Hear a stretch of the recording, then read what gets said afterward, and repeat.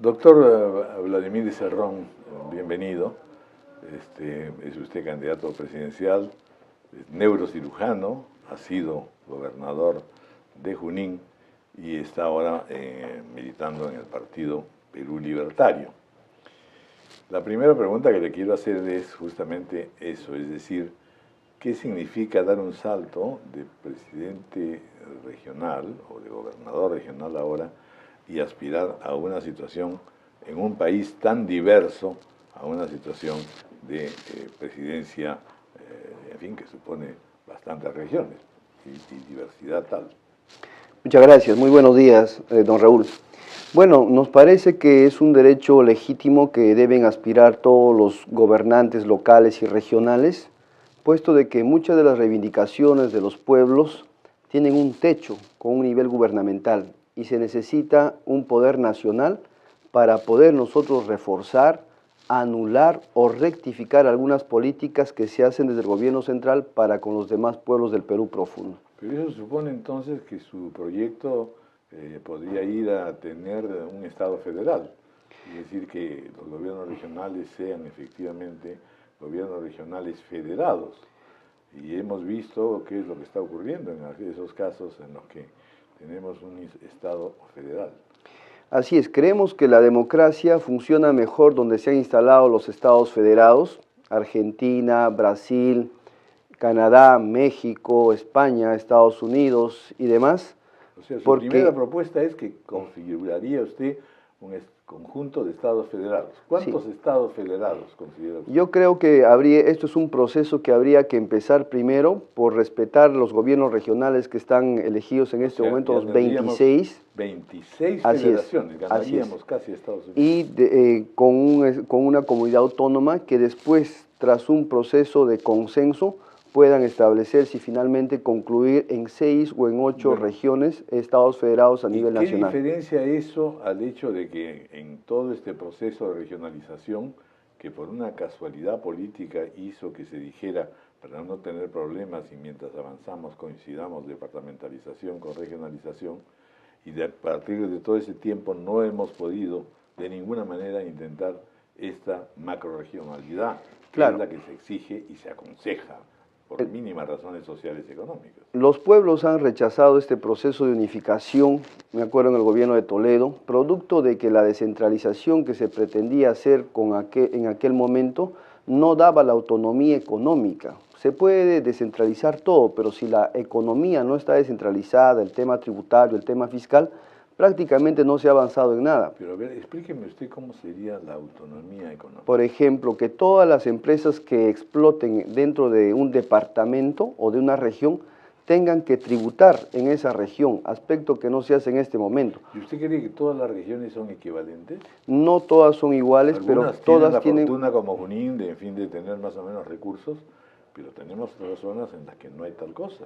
Así es, pero por eso es que hay la necesidad redistributiva de aquello que el país produce. Correcto. Usted lo que está planteando es en realidad una autonomía que hace que los que tienen la suerte de tener recursos, pues la pasan bien. Y aquellos otros, ¿qué ocurre? Nosotros partimos de que cada región tiene potencialidades económicas a desarrollar. Algunos tienen minería, otros tienen gas, otros tienen petróleo, otros tienen turismo y demás. Pero eso tampoco debe comprenderse de que confundir autonomía con impunidad, lógicamente.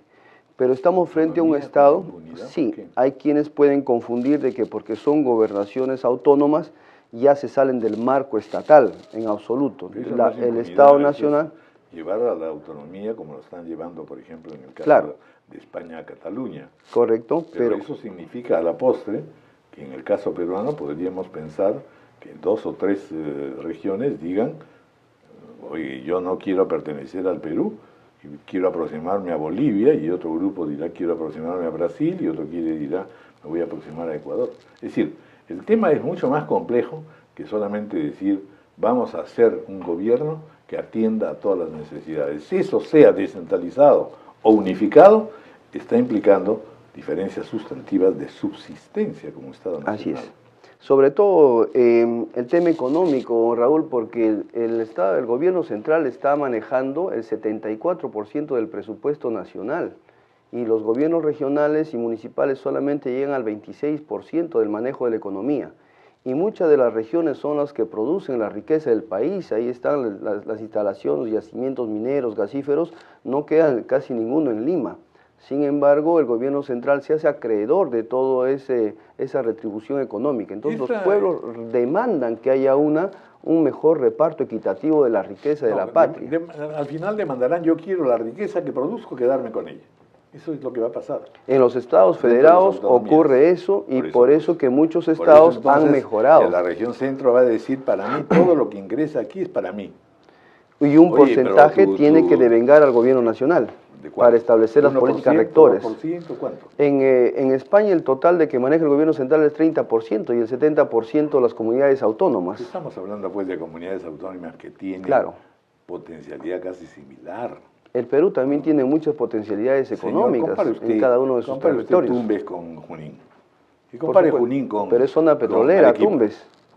Por favor, seamos realistas. Claro, su contribución al PIB es 2%, que es bastante. Otra cosa que le quería señalar es los aspectos, en realidad, educativos y sociales, en la medida en que no se va a implementar una regionalización y un pluralismo de estados nacionales, lo que me gustaría es saber cómo se instrumentaría algo que son las deficiencias educativas por un lado, las deficiencias de salud, y esas inversiones son no solamente altas, sino también tendrían diferencias en función de las características culturales de cada país, de cada pueblo. Perfecto. Nosotros partimos por la idea de que si es que no se aumenta el presupuesto de la educación y de la salud, los cambios prácticamente van a ser ínfimos con el presupuesto actual.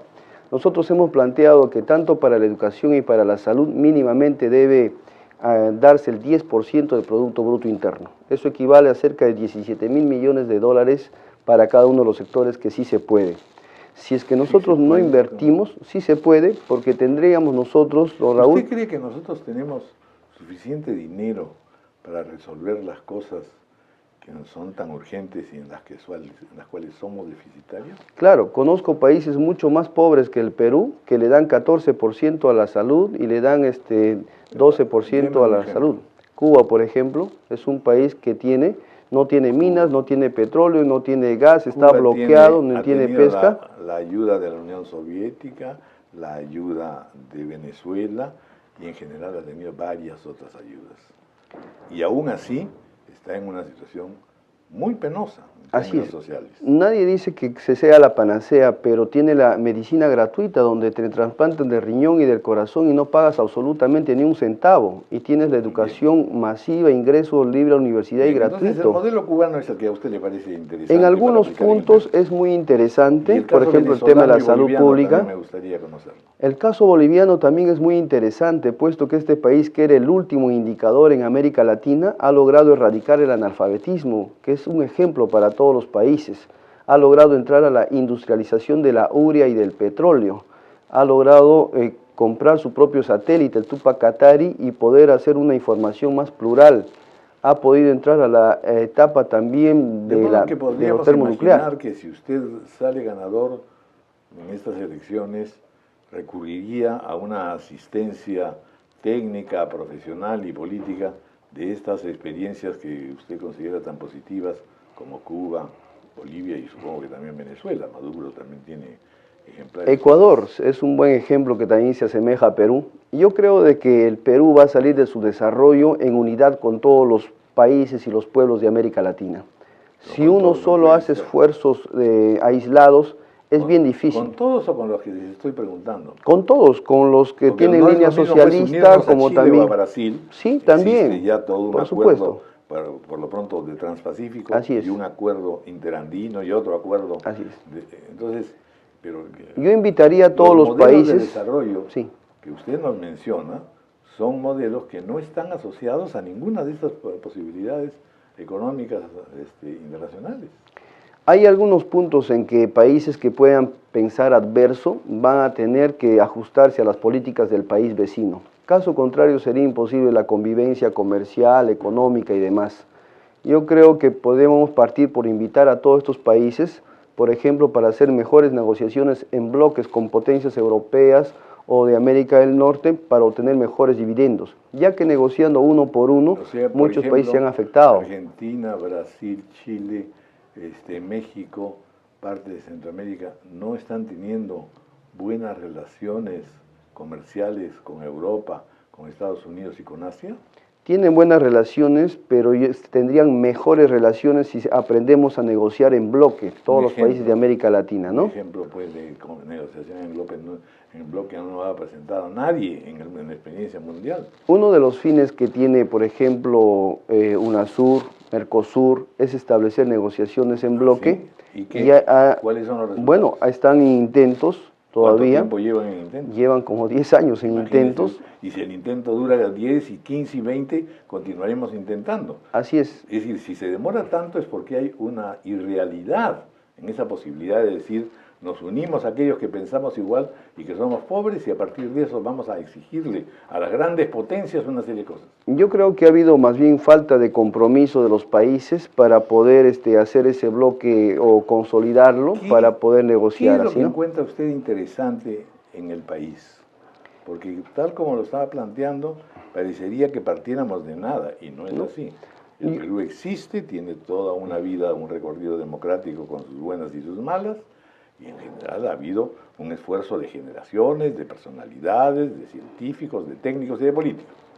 Yo considero de que el Perú es como dijo Basadre, una gran posibilidad, donde si bien es cierto que hemos avanzado con respecto a las décadas del 50, 60 y demás, este país pudo haber mejorado mucho más, don Raúl.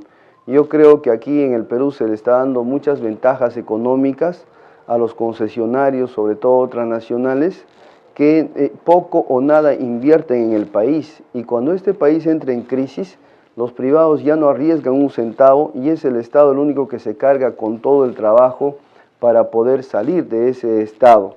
Entonces yo creo que el Estado, lejos de haberlo hecho un simple supervisor o vigilante, deba rescatar sus facultades de poder, por ejemplo, regular algunos precios que se cometen abusivamente en todo el país. De todos los 19 candidatos, ¿con cuál se considera usted más afín? Porque la otra realidad es que muy probablemente vamos a tener un Congreso muy dividido, no va a haber unidad de criterios, van a haber muchas agrupaciones y en consecuencia el gobierno que salga elegido, que imagino que usted de repente lo es, ¿cómo haría para poder hacer una coincidencia con los otros grupos y partidos políticos? En otras palabras, ¿quiénes son los que usted considera ideológicamente factibles de ser sus aliados en una administración gubernamental, don Vladimiro Cerrón? Bueno, yo creo de que hay varios partidos con los cuales se puede conversar y llegar a consensos, el caso de Democracia Directa, de Frente Amplio, de Perú Posible. Yo creo que sí, tiene políticas de centro que han tomado, por ejemplo, posición a favor del magisterio. ¿Usted considera, digamos, que la administración del señor Toledo fue buena?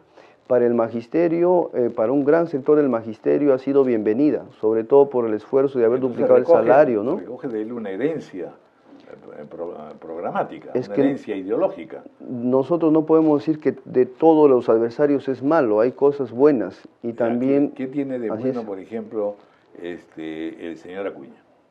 Bueno, no lo he visto en gobierno nacional, ha tenido simplemente gobiernos regionales. Yo no claro, lo he visto a usted en gobierno regional. Claro, tengo la fe de que lo va a hacer. Pero yo creo de que muchos de sus planteamientos son por la línea neoliberal, que nosotros definitivamente no compatibilizamos. ¿Pero Toledo cree usted que no es neoliberal? Es neoliberal, pero se ha podido identificar con el sector del magisterio. ¿Quiénes más ¿no? son candidatos que le son afines? Bueno, en Democracia Directa tenemos, por ejemplo, al señor Gregorio Santos, que ha podido defender el tema de la seguridad alimentaria, defendiendo la agricultura, en contra de un aballazamiento que ya lo había realizado la empresa Yanacocha, perdón. En tal sentido, yo creo de que todos los pueblos del Perú deben defender, deben marcar una posición de sobreponer los intereses agrícolas sobre los intereses mineros, por un tema de cuándo colisionan. Entonces, cuando no colisionan, por ejemplo, hay minerías que se dan a 4.200 metros, donde ya no hay agricultura, y yo sí creo que ahí se puede ya explotar estamos cerca en del mejores cielo en ese condiciones. sentido. ¿No? Se Bueno, da en pues, Junín, en Toromocho, por ejemplo. muchas gracias Muchas gracias. por la entrevista y la mejor de la suerte.